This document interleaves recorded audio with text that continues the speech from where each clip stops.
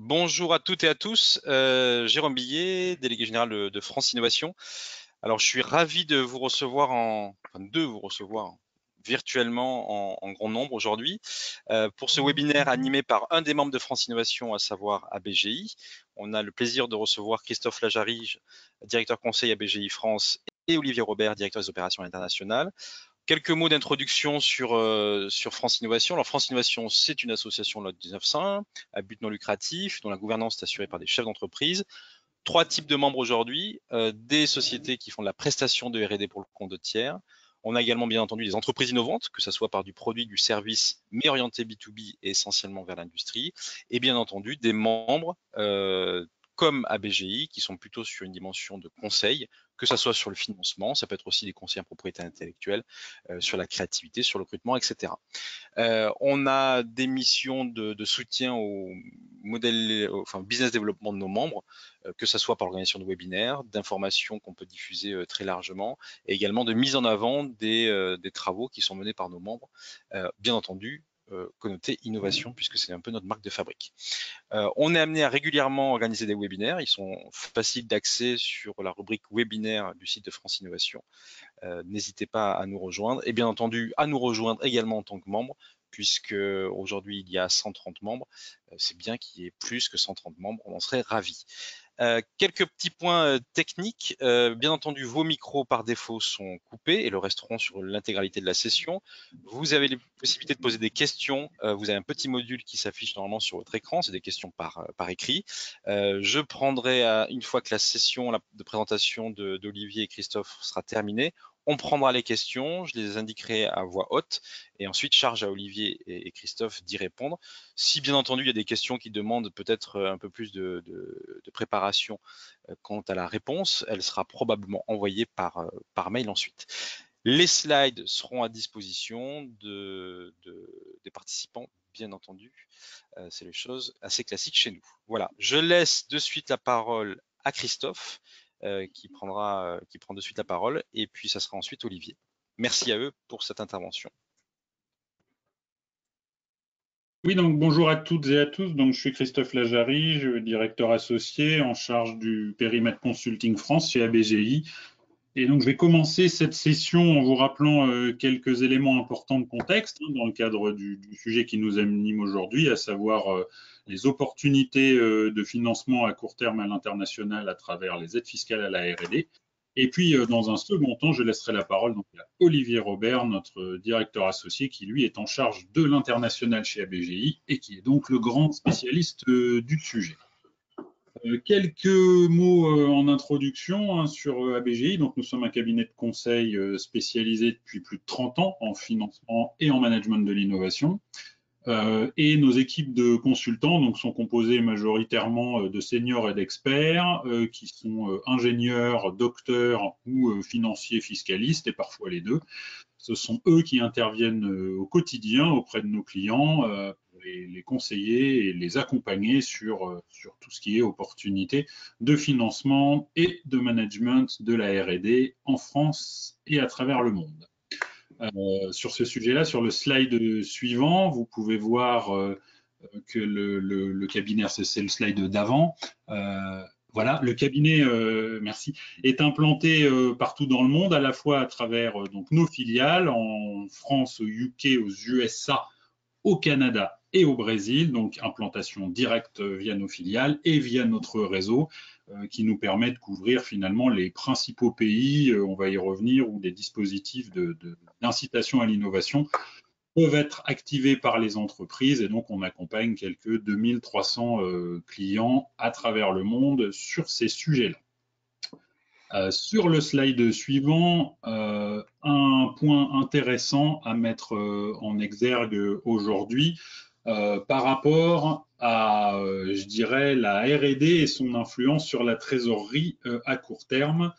Et quelques éléments clés qui ressortent là du baromètre de l'industrie qui est pris au jour le jour pendant la période de confinement.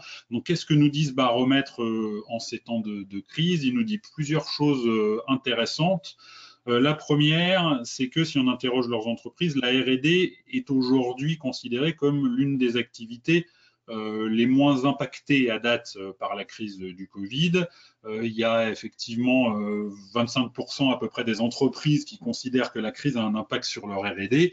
Ce taux monte logiquement à 80% quand il s'agit d'estimer l'impact sur la production. Donc 80% des entreprises estiment que leur production est impactée par la crise et simplement 25% sur la R&D. Bien entendu, c'est un état des lieux à aujourd'hui et compte tenu du timing de la R&D, ça pourrait se compliquer dans les mois à venir avec des sujets aussi divers que quelle thématique de R&D je vais prioriser à la reprise de l'activité sur mon site.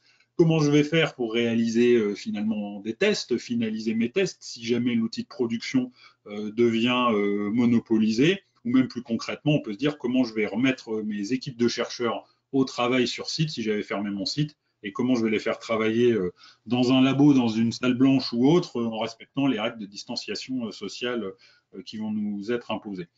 Donc, dans ce contexte, forcément, les entreprises vont avoir encore plus que d'habitude besoin de maintenir ou de renforcer leur R&D et leurs projets d'innovation, parce que vous le savez, c'est ça qui permet de réagir aux contraintes du marché, et là, les marchés sont fortement bouleversés.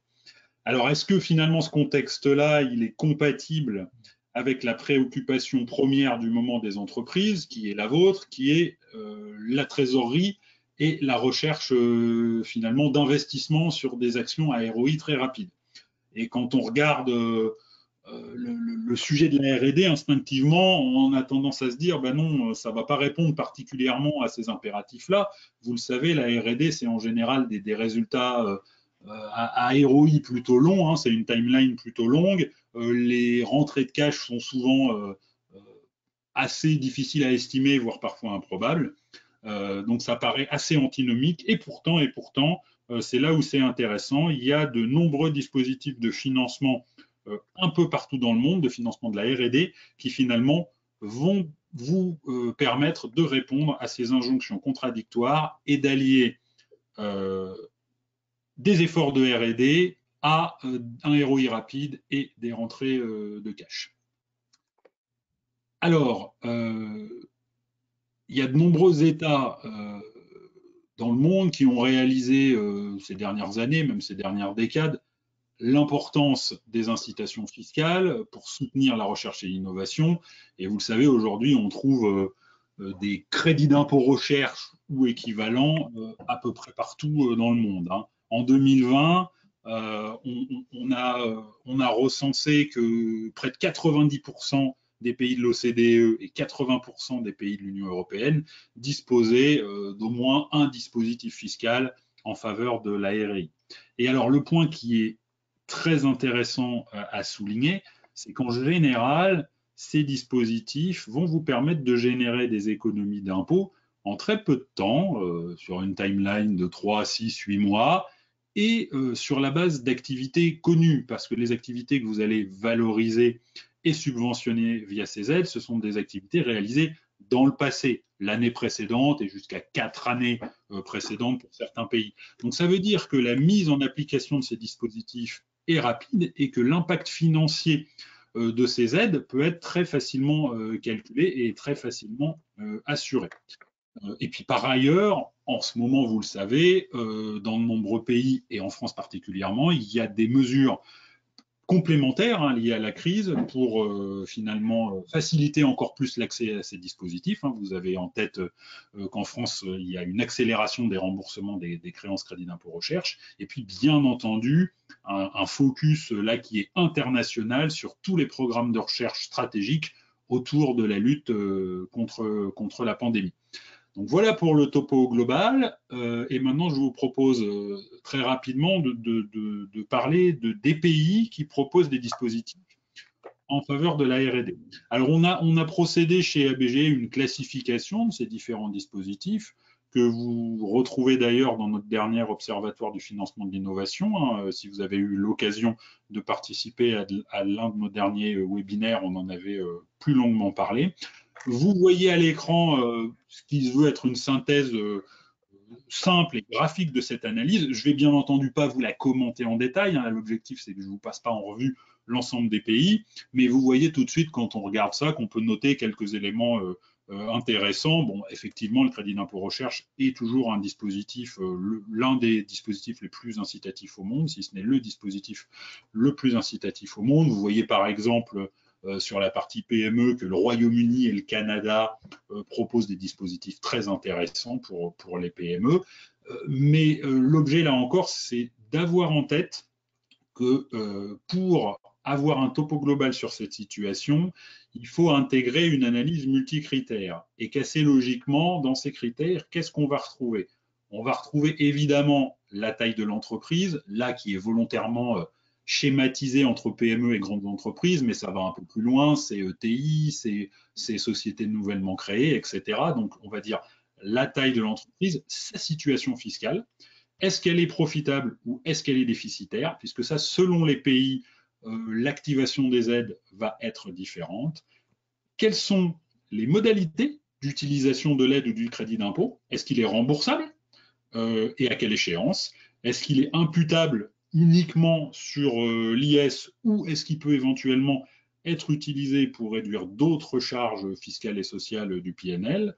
Et est-ce que vous avez la possibilité ou non d'activer ce dispositif sur plusieurs années, c'est-à-dire revenir sur le passé? C'est le cas par exemple aux États-Unis, vous le savez, on peut revenir jusqu'à 4 ans en arrière. Donc ce qu'il faut retenir de tout ça, c'est qu'il existe des dispositifs dans quasiment tous les pays, je vous l'ai dit, et qu'il faut au préalable étudier la situation spécifique de vos filiales, leur taille, leur situation fiscale, etc., avant de vous lancer dans l'activation ou non d'un dispositif et d'un dispositif particulier. Donc évidemment, pour cela, ABGI est là pour vous accompagner.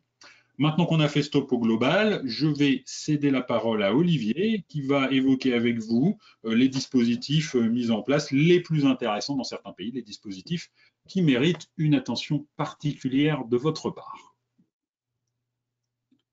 Exactement, bonjour à tous. Merci Christophe et Jérôme pour l'introduction. Je vais donc faire un focus, comme cela a été mentionné, sur les pays qui nous semblent les plus intéressants à plusieurs titres, et puis on pourra parcourir en détail ce qui est faisable. Donc le premier pays sur lequel on a voulu s'attarder, ce sont les États-Unis. Les États-Unis, c'est un cas qui est un petit peu particulier au niveau du financement de l'innovation et de la R&D dans le panorama international, parce que c'est le pays qui a été précurseur sur ce type de mécanisme. Hein. Le dispositif a été créé en 81, donc avant la France, mais est resté finalement assez méconnu, même si c'est le plus gros budget en termes d'incitation fiscale au monde pour un pays compte tenu de l'ampleur de l'économie américaine. Toutefois, ce qu'on constate sur le terrain, nous, au contact de nos clients et des acteurs de la R&D, des directions financières et fiscales, c'est que le dispositif américain est pas toujours connu parce qu'il a été pérennisé seulement à partir de 2015 et qu'il a été renforcé, son attrait a encore été renforcé suite à la réforme fiscale de Donald Trump en 2017. Et que donc un certain nombre d'entreprises n'ont pas connaissance ou utilisent mal ce dispositif en l'optimisant pas à hauteur de ce qu'elle pourrait.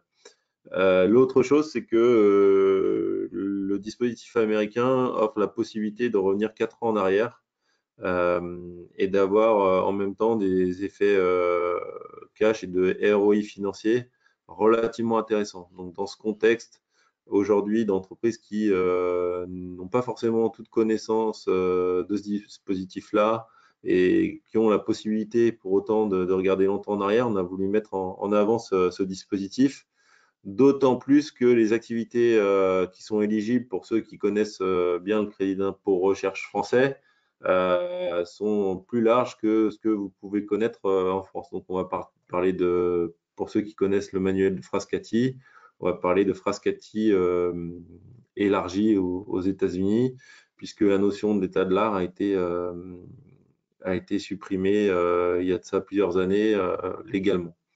Et on a également des taux qui sont intéressants, alors qui dépendent, qui sont un mix entre un accroissement et une part en volume et qui peuvent permettre de financer jusqu'à 11% de vos investissements R&D sur la période.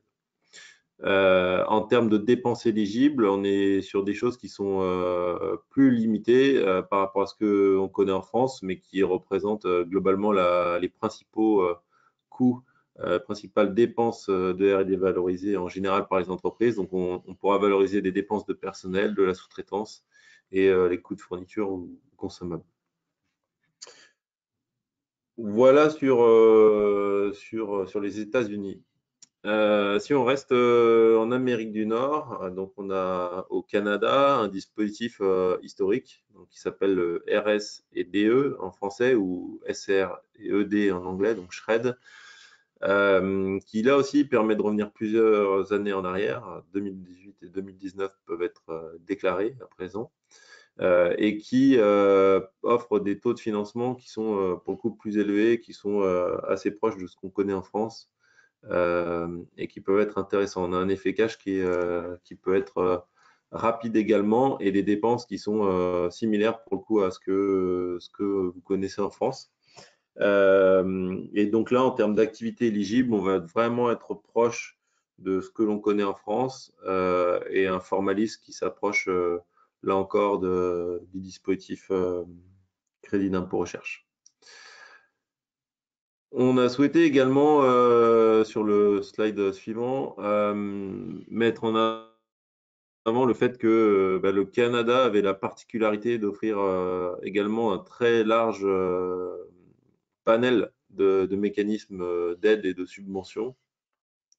C'est un des points qui ressort globalement du Canada, c'est que le SHRED a tendance à être utilisé, enfin à être stable dans le temps, mais par contre les différents gouvernements, que ce soit fédéral, provinciaux, régionaux, renforcent de plus en plus leurs mécanismes d'aide et subventions. Donc même par rapport au dispositif français, on a une complexité au niveau du Canada qui est même plus forte que ce qu'on connaît en France.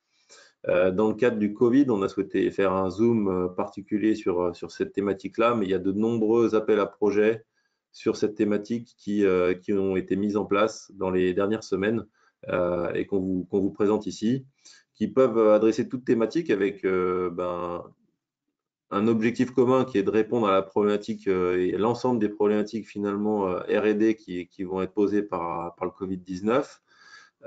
Mais qui peuvent toucher tout type de domaine. Donc, que ce soit l'industrie, que ce soit les systèmes de santé en général, la génomique, bien sûr, l'IT, l'intelligence artificielle ou les matériaux.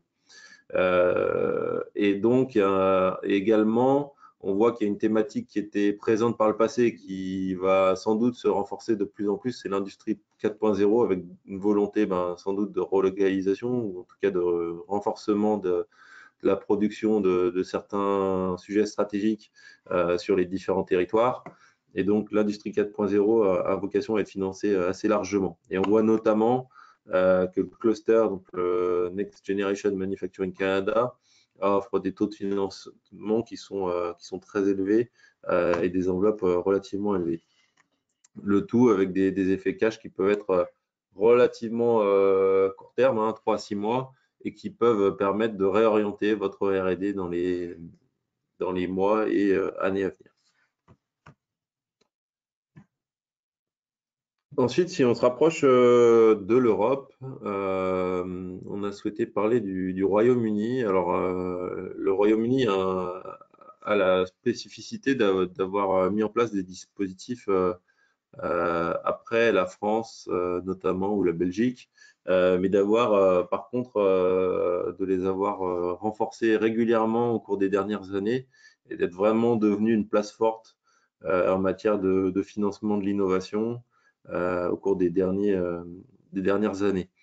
L'autre particularité du Royaume-Uni, c'est que on a deux dispositifs distincts selon la taille des entreprises. Si vous êtes une PME, et j'y reviendrai après sur la notion de PME au sens britannique, vous pouvez bénéficier jusqu'à 33% d'aide sur vos investissements R&D. Et pour les grandes entreprises, on va être un taux autour de 10% net, donc qui est relativement quand même intéressant également pour les grandes entreprises. Ce qu'il faut souligner, c'est que ce qu'on appelle PME au sens britannique, c'est finalement une entreprise qui serait une ETI dans l'espace économique européen.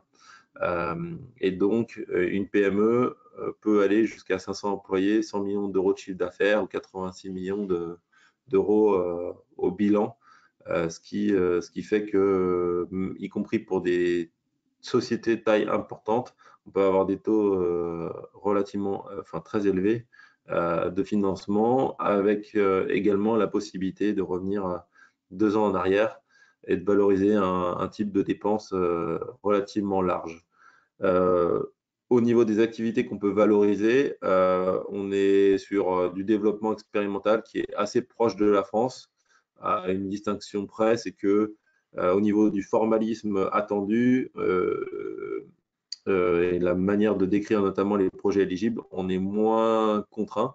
C'est-à-dire qu'on n'a pas de besoin de présenter l'ensemble des projets valorisés, il faut en présenter une part relativement significative. Et que la notion, on va dire l'aspect théorique et académique des présentations est moins fort que ce qu'on peut connaître en France, avec un taux de contrôle un peu moins élevé également. Voilà en ce qui concerne les incentives fiscales. Là aussi, le Royaume-Uni, alors ce qu'il faut savoir, le Covid 2019 a sans doute un avantage, il faut en trouver un, c'est qu'il nous a fait oublier qu'on parlait de Brexit, puisque c'est beaucoup moins ça fait beaucoup moins les grands titres des journaux. Néanmoins, ce qui est important de souligner, c'est que la R&D et l'innovation sont plus que jamais au cœur de la stratégie du Royaume-Uni dans le cadre de sa sortie prochaine de l'Union européenne, et que le Royaume-Uni a annoncé vouloir que les entreprises doublent leurs investissements en R&D au cours des 5 prochaines années. Donc tout ça, ça s'accompagne d'énormément d'investissements nationaux, gouvernementaux, administratifs à tous les niveaux, en matière d'aide et subventions et d'aide fiscale, puisque par exemple le dispositif ARDEC a récemment été relevé, on en parlait, mais également pour les PME ou pour les grands groupes qui souhaitent financer leurs projets de R&D à moyen terme, on va dire. Il y a de nombreux guichets qui financent tout type de projet. Donc, que vous soyez PME, donc je vous ai listé ici différents types d'appels à projets, qui soient sectoriels ou qui soient basés sur des typologies d'entreprises type PME, ou alors sur des thématiques type industrie 4.0 automobile, qui permettent d'avoir des financements très intéressants en fonction de votre activité. Voilà pour le Royaume-Uni. Ensuite, 2 focus autres internationaux. Un premier qui est le Brésil. Le Brésil qui est un des pays qui offre les taux les plus importants en matière de financement de l'innovation, et notamment pour les grands groupes, donc avec un taux de plus de 20% au moins des dépenses R&D qui sont financées. La particularité du dispositif brésilien, c'est que la date pour bénéficier du crédit d'impôt recherche qui s'appelle le Leidobem est fixée au 31 juillet 2020. Peut-être qu'elle sera amenée à bouger en fonction des circonstances. Pour le moment, ce n'est pas le cas. Mais une fois cette date passée, les incentives et votre R&D, les investissements R&D qui n'auront pas donné lieu à du Leidobem seront perdus. Donc, il y a un intérêt à regarder ce sujet pour être sûr de ne pas passer à côté d'une opportunité au titre de vos activités de 2019.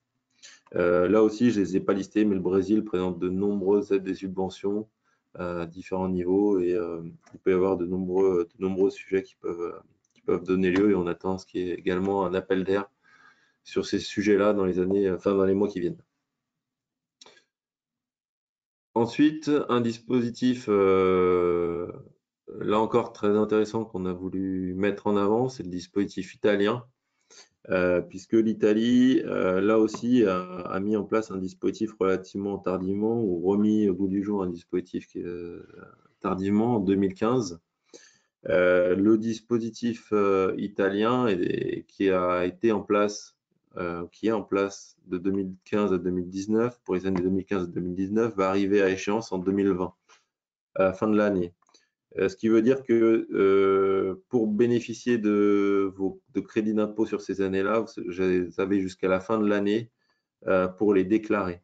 Après 2020, toutes ces opportunités financières seront perdues. Alors, comment fonctionne le dispositif italien? C'est un dispositif d'accroissement qui va permettre de financer 25 à 50% des dépenses qui sont supérieures à la moyenne constatée des dépenses R&D de 2012 à 2014.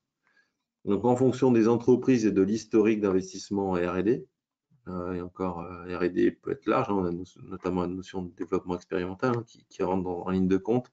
On peut avoir des montants qui peuvent être significatifs. D'autant plus que là, on va parler potentiellement de 5 années sur lesquelles on peut jouer et avec un effet, encore une fois, de trésorerie qui peut être constaté rapidement puisque il sera obtenu à la fin de l'année. À partir de 2020 et pour les années à venir, on passera sur un crédit d'impôt en volume à 12% qui aura le mérite d'être peut-être plus visible budgétairement parlant, mais qui pourra être moins intéressant pour certaines entreprises.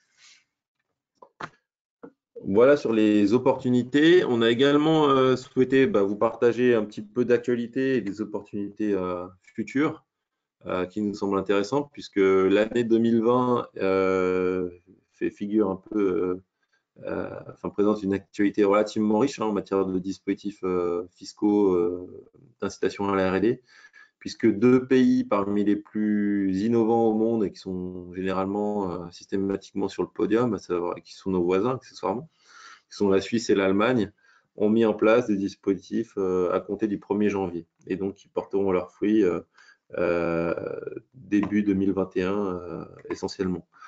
Mais donc qui sont sans doute des opportunités à regarder dans l'état actuel des choses.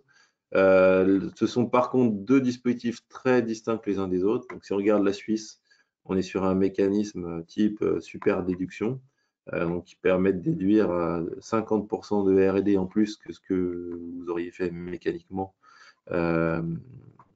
auparavant, et qui a la particularité d'être propre à chaque canton. Donc le taux de 50% peut varier d'un canton à l'autre. Certains cantons peuvent le mettre en place ou non, avec des taux variables, et il y a également des déplafonnements qui peuvent être mis en place au niveau des cantons qui vont varier. Donc il faut regarder de près, mais pas considérer la Suisse comme un ensemble, mais bien comme un ensemble de cantons, et regarder où sont localisées vos activités de R&D pour voir l'intérêt qu'il peut y avoir à regarder le dispositif. Et ensuite, donc l'Allemagne, qui a des mécanismes d'aide et subventions, on va dire, locaux au niveau des lenders qui ont permis de financer tout le Mittelstand pendant de nombreuses années, qui vont être complétés qui sont complétés à partir de 2020 par un nouveau mécanisme d'incitation fiscale qui va avoir un taux qui est relativement intéressant, puisqu'on va parler de 25%, qui sera par contre plafonné à 2 millions de dépenses éligibles et donc 500 000 euros d'aide au niveau du groupe. Voilà. Donc le dispositif est en train de se mettre en place. La particularité en termes de procédé, on ne sera pas sur un procédé déclaratif comme vous le connaissez en France, mais avec un mécanisme de préapprobation des projets R&D par l'administration allemande avant de faire l'objet d'une déclaration, mais avec des enjeux financiers qui pourront s'avérer qui devraient s'avérer relativement intéressants pour les entreprises qui innovent, et d'autant plus sur les PME ou les ETI qui n'attendront pas ou qui toucheront tout juste ces plafonds.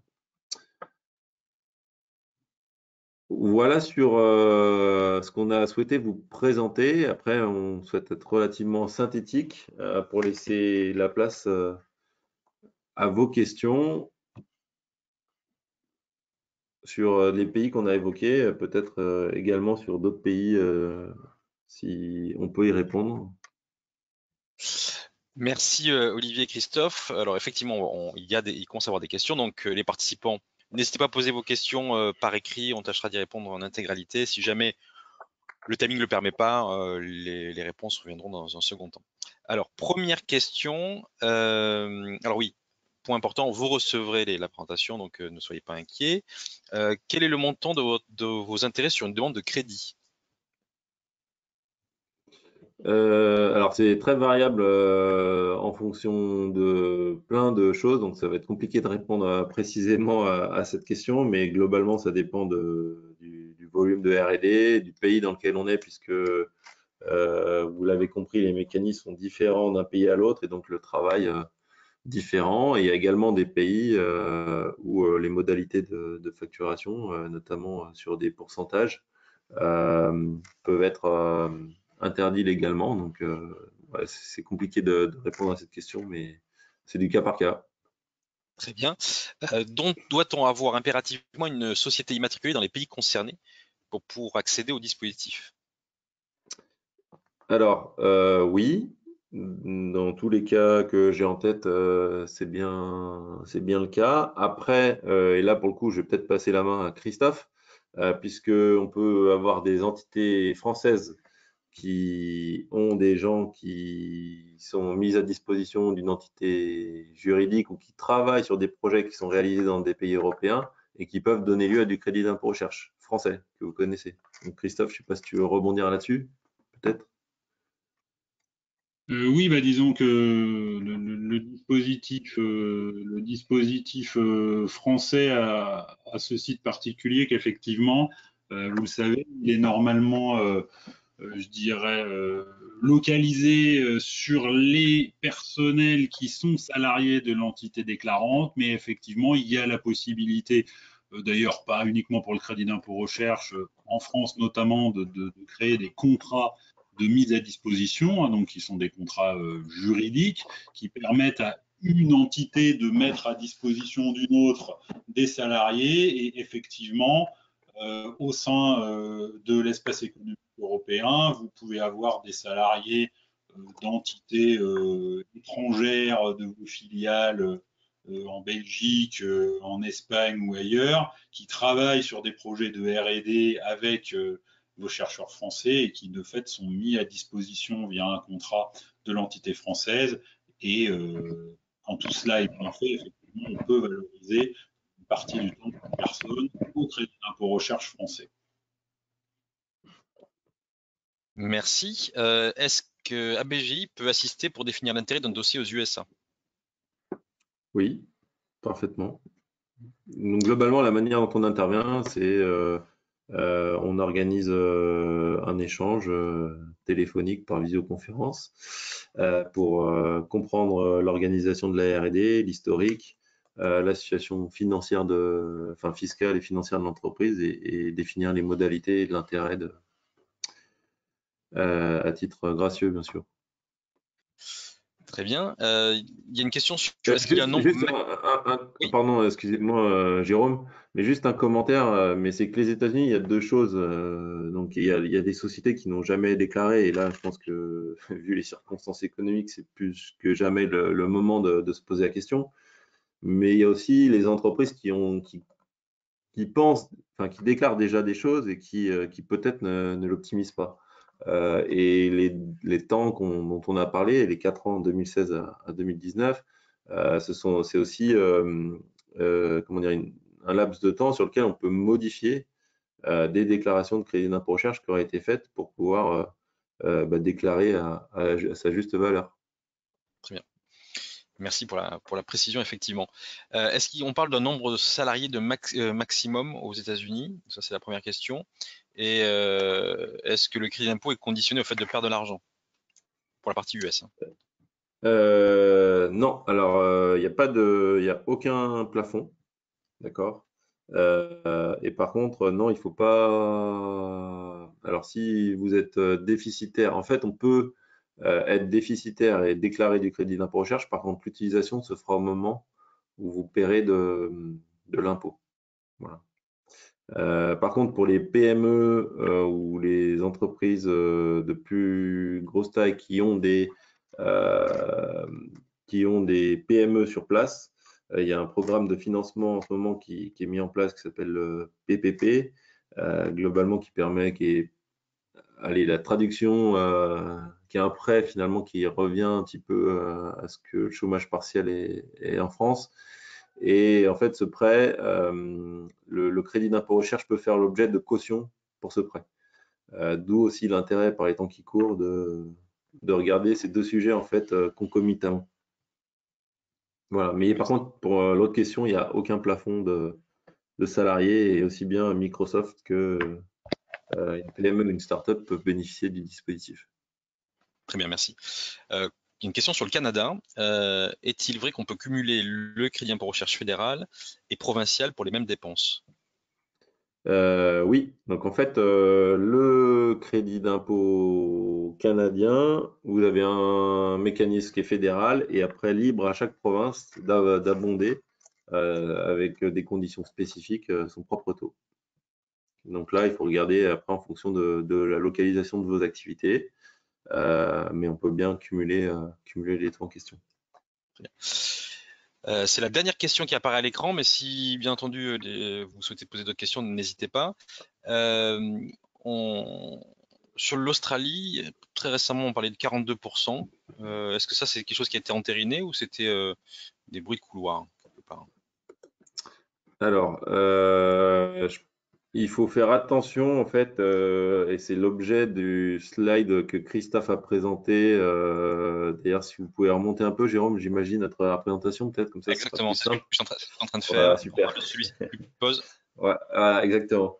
En fait, il faut différencier plusieurs choses, c'est-à-dire que les mécanismes d'incitation fiscale sur les différents pays sont très différents dans leur fonctionnement. Donc, vous avez par exemple en France le crédit d'impôt qui intervient vraiment tout en bas finalement du compte de résultat et qui vient après l'IS, quoi.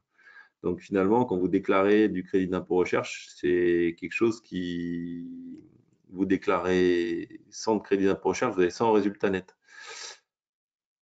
C'est pas le cas de tous les pays. Donc typiquement l'Australie qui affiche un taux de 40%, en fait, il y a une partie de ces 40% qui sont eux-mêmes imposables, en quelque sorte. Et donc le taux effectif est différent. Et donc tout ça pour dire, je peux faire de cours de fiscalité, mais tout ça pour dire que finalement, les taux qui s'affichent là sont les taux finalement résiduels effectifs, auxquels globalement, quand je dépense 100, ben, en Australie, si je fais une PME, j'ai 20% de financement. D'accord? Après, il faut être vigilant là-dessus parce que vous voyez qu'il y a deux cas dont j'ai parlé qui sont les États-Unis, par exemple, et l'Italie. On est sur, donc, qui apparaissent plutôt en bas des classements, mais qui par contre sont des dispositifs qui ont, pour les États-Unis, encore une fois, des dépenses qui sont plus larges que ce que vous connaissez en France. Donc, ils peuvent, des activités qui ne seraient pas considérées comme de la R&D en France pourraient l'être aux États-Unis. Donc, ça a tendance à ramener le curseur vers la droite. Et l'autre chose, c'est qu'on a des parts en accroissement qui font que ça dépend aussi de l'historique de l'entreprise. Donc, il faut prendre ces chiffres-là avec des pincettes. Ça ne veut pas dire que c'est pas intéressant de regarder ces pays, quoi. Il faut bien sûr regarder l'activité locale et l'historique, et aussi le nombre d'années sur lesquelles on peut intervenir, qui bien sûr a un effet multiplicateur qui est important par les temps qui courent. Merci. Quid du Mexique? Je ne sais pas si vous avez. Oui, alors c'est une question relativement pointue, mais le Mexique alors, avait un dispositif qui s'est arrêté l'an passé, qui a été remis en place, donc un nouveau dispositif. Je ne vais pas vous dire que je le connais par cœur. De mémoire, c'est un dispositif en accroissement, mais je pense qu'il faut qu'on échange avec la personne concernée pour parler du sujet. Mais il y a bien quelque chose à faire au Mexique. Très bien. Donc, la personne qui a posé la question, conclusion, sur le Mexique, on vous invite à vous rapprocher d'ABGI qui pourra traiter le sujet avec vous.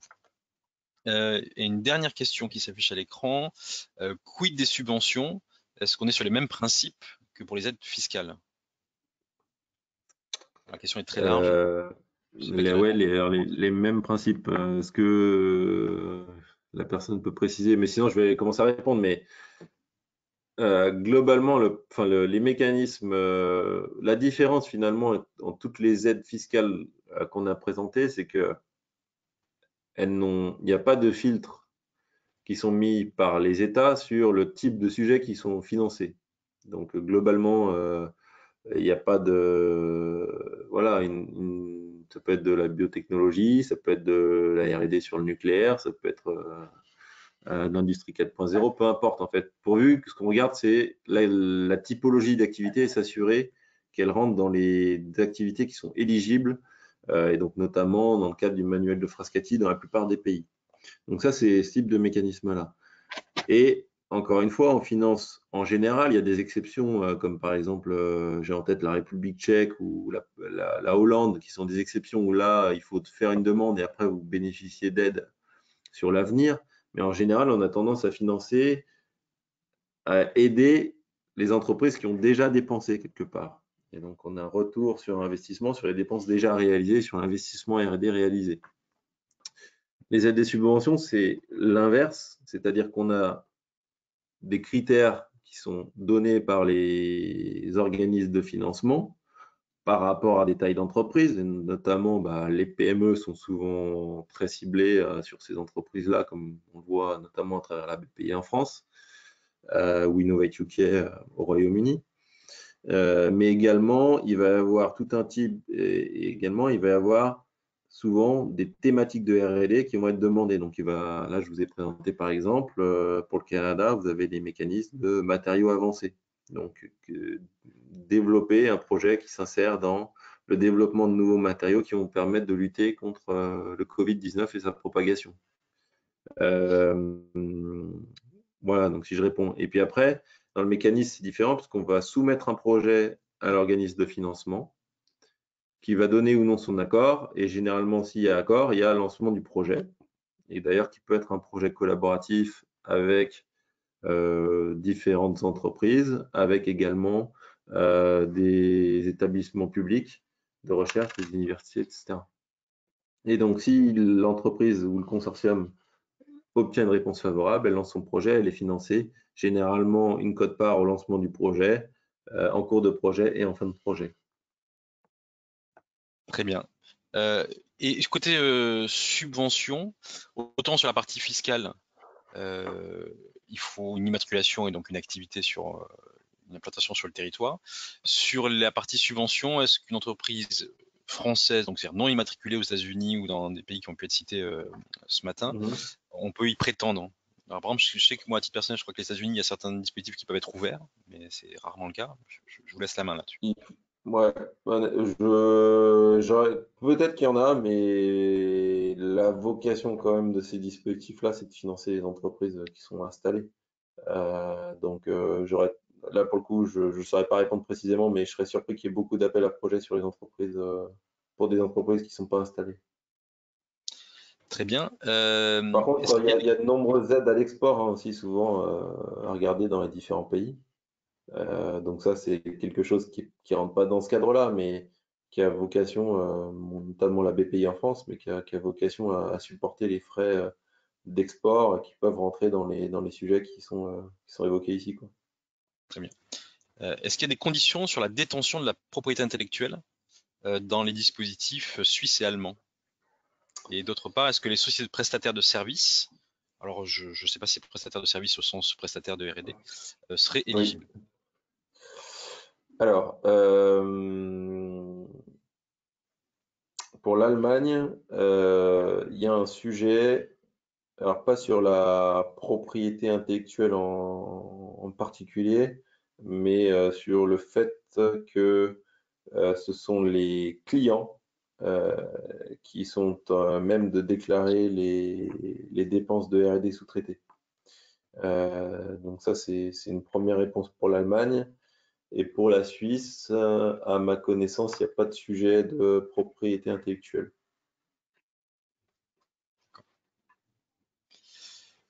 Et ça, c'est une question que moi je rajoute. Elle n'apparaît pas. Autant en France, sur le dispositif Crédit Impôt Recherche, on a des sociétés qui sont agréées Crédit Impôt Recherche et ou Crédit Impôt Innovation en tant que prestataire.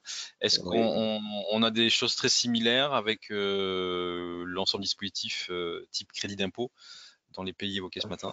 Alors, excellente question. Alors, il faut savoir que donc, je vais essayer de regarder sur les différents pays.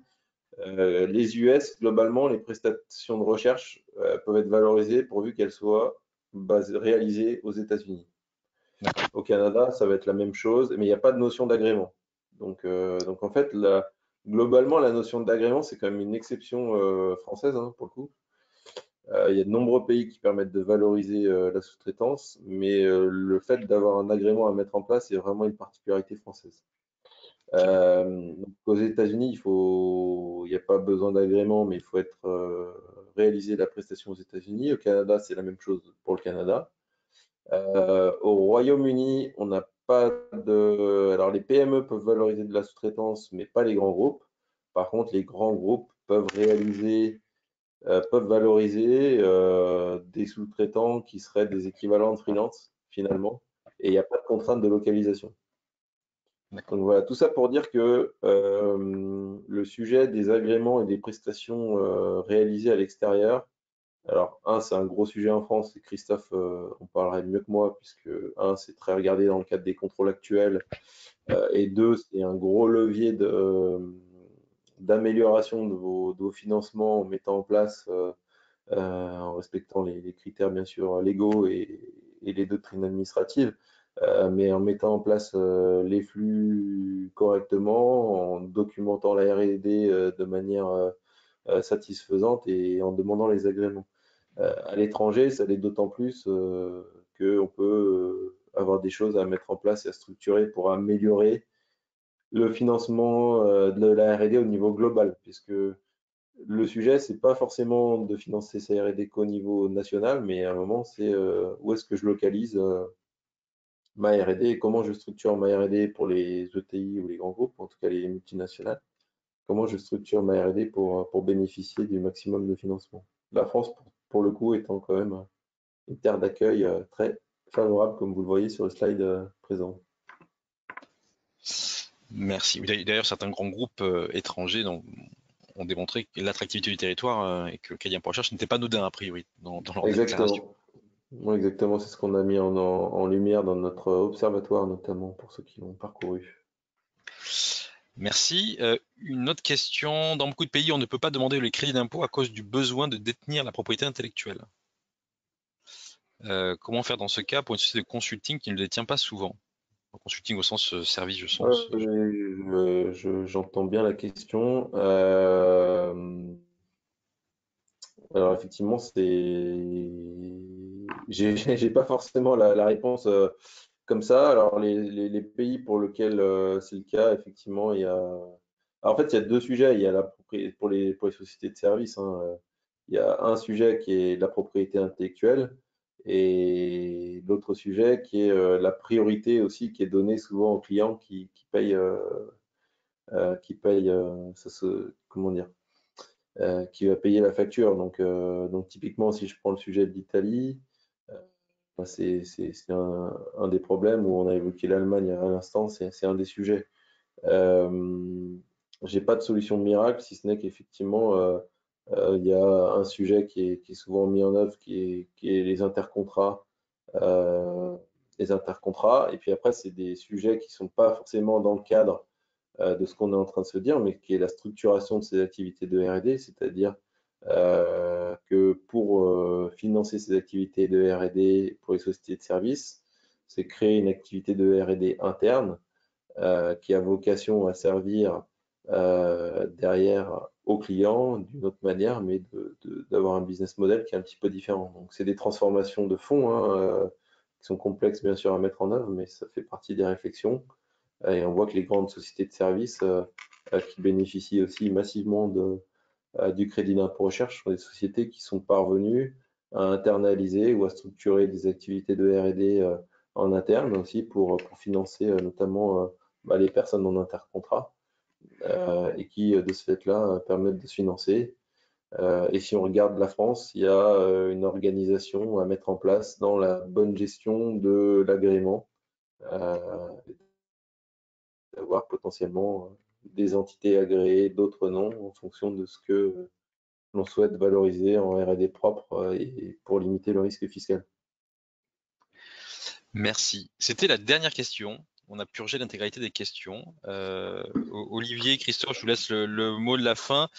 Un petit rappel aux participants, possibilité de retrouver l'ensemble des webinaires à venir sur france-innovation.fr. Donc il y aura d'autres aventures bien entendu en ligne, puisqu'on s'approche du déconfinement, mais enfin je pense qu'on va rester quand même de temps en temps et assez souvent au bureau et au télétravail. Voilà, donc je vous laisse la parole, Olivier et Christophe, pour conclure ce webinaire, et merci à vous. Ça sera mon mot de conclusion en tout cas.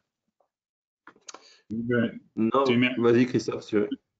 Non, je vous remercie de votre participation et de votre écoute. On voit qu'il y a pas mal de questions sur ces sujets-là qui finalement sont assez symptomatiques de cette thématique. On le voit aujourd'hui, la crise qu'on traverse finalement, elle a une portée mondiale. Donc, ça va vous inviter à vous poser la question et à considérer votre R&D et son financement pas simplement sous le prisme franco-français, si vous êtes implanté à l'international, mais au niveau mondial, et surtout à bien vous dire, et c'était la réponse d'Olivier aux quelques dernières questions qu'il y a eu, quand vous commencez à vous poser des questions sur votre R&D au niveau mondial, ça va au-delà du simple sujet de son financement. Il y a vraiment un sujet de structuration du groupe derrière qui ne manquera pas de se poser, et pour des raisons pratiques et pour des raisons fiscales. Et grosso modo, la réflexion va plus loin et va forcément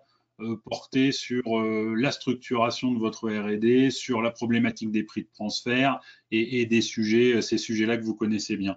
Donc oui, il y a un réel intérêt, encore plus en ce moment, à considérer le financement de sa R&D au niveau mondial, mais considérer son financement, c'est considérer sa R&D dans sa globalité et comment mieux la structurer de façon à ce qu'elle soit cohérente, qu'elle vous permette de bénéficier des bons dispositifs dans les bons pays de la façon la plus optimisée possible, mais bien entendu dans le respect des règles locales et des règles fiscales internationales. Donc merci de votre attention, et puis bonne dernière semaine, on l'espère, de confinement, et puis à très bientôt pour un prochain webinaire. Merci, bonne journée à tous. Merci à tous, au revoir.